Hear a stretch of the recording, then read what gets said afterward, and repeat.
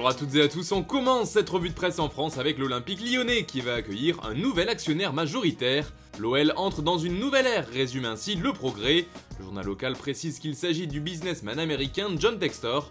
La nouvelle a été officialisée ce lundi soir et fait les gros titres de la presse hexagonale, comme c'est également le cas avec l'équipe qui parle de la place américaine et qui ajoute que Jean-Michel Aulas restera président du club et il conservera 28% des parts du groupe OL. Une conférence de presse est d'ailleurs prévue à 16h pour présenter l'opération en détail. Et puis la passe d'armes entre Kylian Mbappé et Noël Le Graët continue de faire parler, en témoigne ce passage dans les colonnes du Parisien du jour, dans lequel on apprend que le clan Mbappé est choqué après la sortie du président de la 3F. Un accrochage dont on vous parlait dans la revue de presse d'hier déjà. Les Mbappé actuellement en vacances n'auraient pas du tout apprécié les déclarations de Le Graët. La 3F de son côté a assuré au journal qu'il s'agissait d'une incompréhension. On file en Italie maintenant avec le Corriere dello Sport qui nous montre un duel de géants sur sa une avec l'Inter qui fait face à la Juve.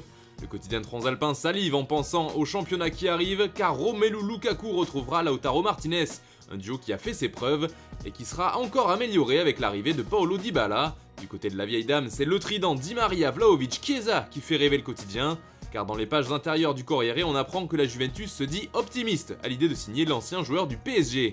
Et puis dans les colonnes de la Gazzetta dello Sport, on apprend qu'Edinson Cavani pourrait retourner en Serie A. En tout cas, la Salernitana rêve de le faire venir. Le club qui s'est maintenu de justesse dans l'élite italienne a prévu de lui proposer un salaire de 2 millions d'euros par an pour essayer de le convaincre de venir. En Angleterre, Manchester United s'active enfin sur le marché des transferts. Si on en croit The Sun, les Red Devils sont tout proches de signer Anthony, la pépite brésilienne de l'Ajax. Le tabloïd évoque un transfert d'environ 40 millions de livres, soit un peu moins de 47 millions d'euros pour boucler l'opération. Mais ce ne serait pas le seul joueur à arriver du côté de Manchester, puisque d'après le Daily Mirror, United pourrait bien coiffer Arsenal sur le poteau pour un autre joueur de l'Ajax. En effet, après l'échec sur Jurrien Timber, Erik ten Hag aurait jeté son dévolu sur Lisandro Martinez, lui aussi défenseur central. Et ça pourrait même aller plus loin d'après le Manchester Evening News, qui annonce d'ores et déjà 5 recrues à venir pour le coach de United. Le journal local évoque également le cas d'un joueur de City, Bernardo Silva, qui devrait finalement rester chez les Sky Blues.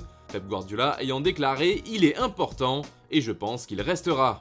Des mots qui semblent en opposition totale aux unes de la presse catalane ce mardi. Pep ouvre la porte à Bernardo Silva, titre ainsi Sport, car le coach de Manchester City avait eu une explication plus longue que quelques mots lors d'un match de charité avec le FC Barcelone. C'est justement ce qui met le feu aux poudres en Espagne, voici la citation en entier. Aujourd'hui, je pense que Bernardo Silva va rester avec nous, mais comme je l'ai toujours dit depuis mon passage au Barça, je ne veux pas de joueurs qui restent contre leur gré. Et comme on peut également le voir en couverture de Mundo Deportivo, chaque média anglais ou ibérique n'a gardé que la courte partie qui l'intéressait et qui allait dans son sens.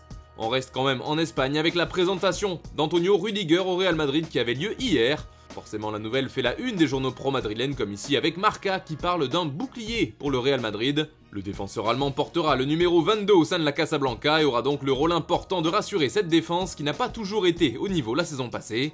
Il fait aussi les gros titres de AS ce mardi avec une belle référence au Real d'il y a quelques années, puisque Rudiger a affirmé qu'il s'inspirait beaucoup de Pep, qui formait une paire de défenseurs de légende avec Ramos. Et puis on termine ce tour de la presse au Portugal avec le jeune Vitinha suivi de près par le Paris Saint-Germain. Et aujourd'hui il fait la une do jogo car son club, le FC Porto, ne souhaite pas négocier, comme on vous l'expliquait déjà dans le JT d'hier. Aucun paiement échelonné ne sera accepté, il n'y aura pas de discussion.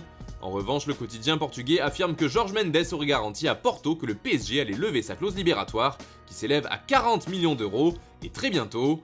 Le jeune Vitinha fait également la couverture de Record qui titre le PSG ne lâche rien. Bref, Paris avance un peu plus sur ce dossier. Voilà, c'est tout pour ce matin, merci de nous avoir suivis, on se retrouve demain matin pour une nouvelle revue de presse, et tout à l'heure pour le prochain JT sur Foot Mercato.